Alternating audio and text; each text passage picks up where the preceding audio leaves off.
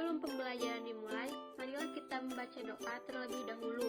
Semoga pelajaran hari ini diberkahi dan dibalas oleh Allah Subhanahu wa Ta'ala. Kali ini kita akan belajar tentang sumber hukum ajaran Islam, syariat dan fikih.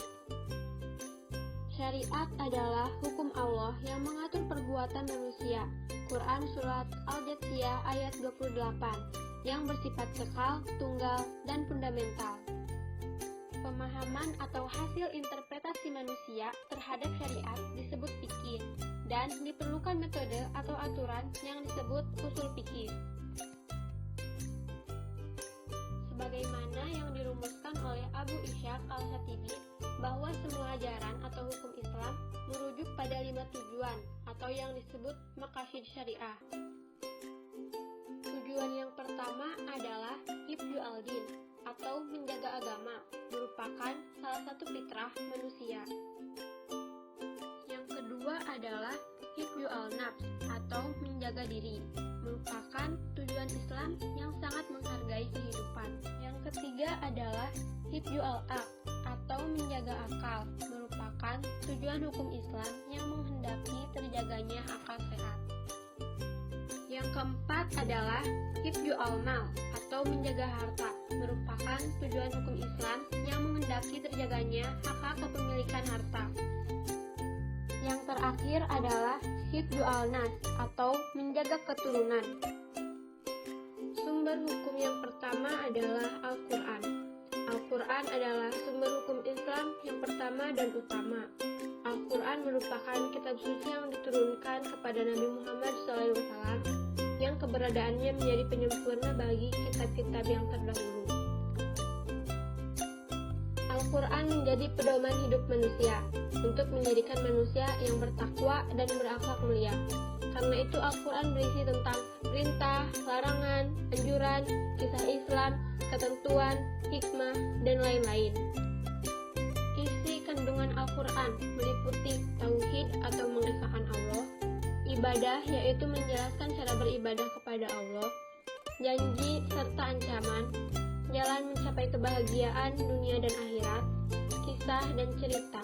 Dalam hal ini kisah-kisah tentang soleh dan ingkar atau membangkang. Cara memahami Al-Quran. 1. Munasabah dan kajian tematik. Munasabah merupakan keterkaitan kata dengan kata, ayat dengan ayat, dan surat dengan surat. Yang kedua, kajian hadis tema. Pada saat Rasulullah SAW masih hidup, umat Islam meminta penjelasan Al-Quran langsung kepada Rasulullah. Perkataan, perbuatan, dan ketetapan Rasulullah itulah yang disebut sebagai hadis. Yang ketiga adalah kajian bahasa. Salah satu alasan Al-Quran diturunkan dalam bahasa Arab adalah karena kekayaan bahasa Arab itu sendiri. Yang terakhir adalah asbab al-nuzul atau sebab turunnya ayat Al-Quran, merupakan kajian sejarah berupa peristiwa khusus yang melatar belakangi turunnya sebuah ayat atau konteks sosial budaya yang terjadi pada masa sebuah ayat turun. Sumber hukum Islam yang kedua adalah al-hadis atau sunnah. Hadis adalah segala sesuatu yang berhubungan dengan Rasulullah SAW yang disampaikan oleh para sahabat.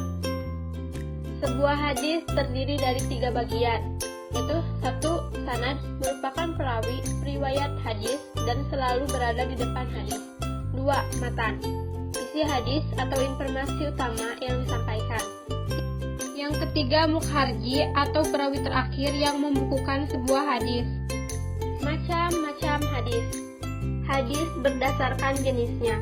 Ada 3 jenis, yaitu hadis qauliyah, merupakan hadis yang berisi perkataan Rasulullah SAW. Hadis fi'liyah, merupakan hadis yang berisi informasi perilaku Rasulullah SAW. Hadis takriyah, merupakan persetujuan Rasulullah SAW terhadap sesuatu perbuatan yang dilakukan sahabat atau seorang di hadapannya. Hadis yang berdasarkan kuantitasnya terdapat 2 jenis, yaitu Hadis mutawatir merupakan hadis yang diriwayatkan oleh 10 perawi atau lebih di setiap tingkatnya. Hadis ahad merupakan hadis yang periwayatnya tidak mencapai 10 orang. Hadis yang berdasarkan kualitasnya ada 5 parameter yang digunakan. 1. Ketersambungan sanad. 2. Periwayat yang dabit. 3. Periwayat yang adil. 4. Tidak ditemukan ilat. 5. Tidak ditemukan saj. Setelah melalui dengan 5 parameter tersebut, hadis yang berdasarkan kualitasnya dikategorikan menjadi 3, yaitu hadis sahih, merupakan hadis yang memenuhi 5 kaidah, atau sangat tinggi terlebih jika secara kuantitas diriwayatkan secara mutawatir. Hadis hasan, merupakan hadis yang memenuhi kelima kaidah tersebut, atau dikatakan baik tetapi tidak mencapai baik sekali. Hadis doib merupakan hadis yang tidak memenuhi kelima kaidah tersebut. Hadis yang berdasarkan muatan risalah terdapat 2. Hadis risalah merupakan hadis yang muncul saat Nabi Muhammad SAW berperan sebagai Rasul atau pembawa risalah. Hadis gair risalah merupakan hadis yang muncul saat posisi Rasulullah SAW selain sebagai pembawa risalah. Posisi hadis terhadap Al-Quran, takkid dan takrir. Pada fungsi ini, hadis berkedudukan menguatkan dan menegaskan hukum-hukum yang terdapat dalam Al-Quran. Bayan, memberi penjelasan terhadap hukum yang terdapat dalam Al-Quran.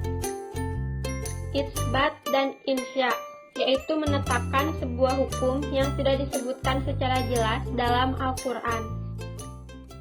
Cara memahami sebuah hadis terdapat 3 cara, yaitu 1. Kualitas hadis, 2.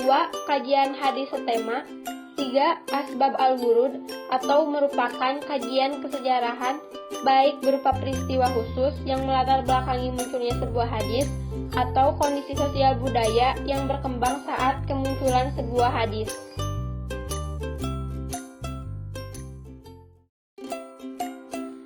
Selanjutnya, sumber hukum Islam yang terakhir adalah ijtihad. Ijtihad merupakan penelitian atau usaha bersungguh-sungguh untuk menyelesaikan masalah-masalah yang menyangkut hukum Islam. Ijtihad dilakukan dengan mengarahkan segenap akal sehat, pengetahuan, dan kemampuan analis untuk membuat hukum yang tidak disebutkan secara eksplisit dalam Al-Quran dan hadis. Dalam ijtihad terbagi menjadi 2 sumber hukum Islam. Yang pertama, ijma. Ijma merupakan kesepakatan para ahli yang kompeten dalam mengurusi umat, ahal wal akli, tentang sebuah hukum setelah masa Nabi Muhammad SAW. Dalam sebuah ijma terdapat unsur-unsur yang merupakan rukun ijma. 1. Unsur sejumlah orang yang berkompeten sebagai mujtahid. 2. Semua mujtahid tersebut bersepakat mengenai hukum sebuah masalah. Kesepakatan tersebut sifatnya menyeluruh, bukan hanya sebagian mujtahid saja. 3. Kesepakatan terjadi setelah terlebih dahulu masing-masing mujtahid mengemukakan pendapatnya sebagai hasil ijtihad. Sumber hukum Islam dari ijtihad yang kedua adalah qiyas. Qiyas merupakan salah satu cara penggunaan ra'yu dalam menggali hukum yang tidak disebutkan secara eksplisit dalam Al-Quran dan hadis, dengan cara membandingkan dengan sebuah hukum yang ada dalam Al-Quran dan hadis. Qiyas memiliki rukun berupa 1. Asal atau makis alaih, sesuatu yang dijadikan pijakan hukum. 2. Furu atau makis, sesuatu yang disamakan hukumnya dengan asal. 3. Hukum asal merupakan hukum makis alaih. 4. Ilat atau alasan hukum. Salah satu contoh qiyas adalah hukum narkoba yang disamakan dengan hukum khamr atau minuman keras yang sama-sama merusak pikiran dan akal manusia. Sekian yang dapat kita sampaikan, semoga bermanfaat. Wassalamualaikum warahmatullahi wabarakatuh.